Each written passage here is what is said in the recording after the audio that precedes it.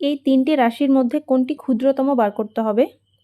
এই সমস্ত অঙ্কের ক্ষেত্রে আমরা এই যে সূচক যে সংখ্যাটা দেওয়া আছে এই সংখ্যাগুলোকে ইকুয়াল করার চেষ্টা করি। ঠিক আছে, সূচকটাকে ইকুয়াল বানাবো। তাহলে প্রথম রাশিটা দেওয়া আছে 5⁻1/3। দেখো ইকুয়াল কী করে বানাবো, এখান থেকে লসাগু করে ইকুয়াল আসবে।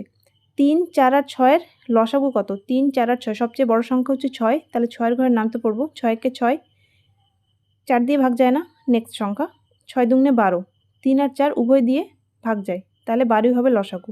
ঠিক আছে, তাহলে আমি পাওয়ারগুলোকে সবগুলোকে 1/12 বানানোর চেষ্টা করব।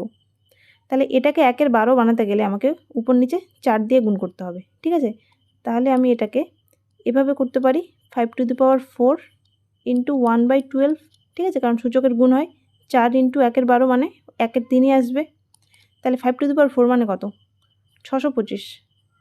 625 পাওয়ারে হচ্ছে 1/12।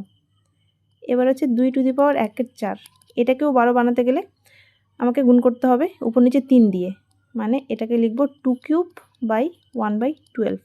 কাটলে 1/4ই আসবে। ঠিক আছে, 2³ মানে 8, 8⁴ আর 3 নম্বর সংখ্যাটা আছে 1/6, তাহলে এটাকে 2 দিয়ে গুণ করলে হয়ে যাবে 12, তাহলে 3² উপরে হচ্ছে 1/12।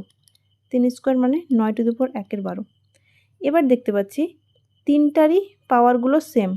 ঠিক আছে, তাহলে যদি পাওয়ার সেম হয় তাহলে আমরা নিচের সংখ্যাগুলো কোনটা বড় কোনটা ছোট সেখান থেকে বুঝতে পারবো। তাহলে টোটাল সংখ্যাটার ভ্যালু সেখান থেকে পেয়ে যাবো যে কোনটি ছোট।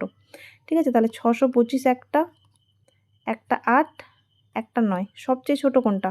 এদের মধ্যে সবচেয়ে ছোট হচ্ছে 8, তাহলে 8 মানে 2⁴, এটা হবে সবচেয়ে ক্ষুদ্রতম, 2⁴ 1/4।